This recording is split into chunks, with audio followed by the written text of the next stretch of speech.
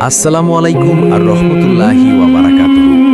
আজ যারা আদনান হুজুরের প্রতি কুমন্তব্য করছেন তারা কখনো শান্তিতে থাকবেন না। একজন আলিমকে নিয়ে অপমান আল্লাহ তাআলা কখনো ছেড়ে দেন না। কখনো কি ভেবে দেখেছেন একবার তার স্ত্রী প্রকাশ্যে মিডিয়ার সামনে এসে বলছে, আমার স্বামী একজন নারী লোভী, নারীদের সাথে অসংখ্য মেলামেশা, একজন এয়ার হোস্টেস এবং তার মাদ্রাসায় নারীদের সাথে সম্পর্কে লিপ্ত ছিল, তিনি জিনা করেছে। এর কারণ কি জানেন?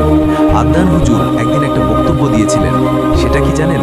সেটা হলো, আমাকে শিক্ষা মন্ত্রণালয়ে দায়িত্ব দিন, আমি শিক্ষা ব্যবস্থা চেঞ্জ করে দিব।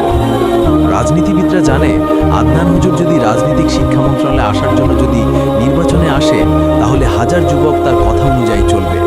তখন তো তারা হাজার হাজার টাকা লুটে পুটে খেতে পারবে না, তাদের ইনকাম বন্ধ হয়ে যাবে। ঠিক এই কথাটার কারণেই হয়তোবা তারা তার স্ত্রীকে দিয়ে এইসব করাচ্ছে। কারণ নারী জাতি ভয় এবং অর্থলোভী। তার হয়তো টাকার লোভ ধরানো হয়েছে, নয়তো ভয় হুমকি দেখানো হয়েছে। তাই তার স্ত্রী এই কথাগুলো বলার জন্য দ্বিতীয়বার ভাবেনি। আদনান হুজুরের স্ত্রী বড় ভুল করেছে। হাজার হাজার মানুষ কলিজার ভাই আদনান হুজুর, তার প্রতি অপমান কেউ মেনে নিবে না। সবাই সত্যটা বিচার করো, আগে সত্যটা খুঁজো, তারপর তাকে নিয়ে কথা বলো। আমরা মুসলিম জাতি হিসাবে মানুষের উপর সত্যিটা বিচার না করে তার উপর কুমন্তব্য বা অপমান করা ঠিক না। এটা আশা করি বুঝতে পেরেছেন।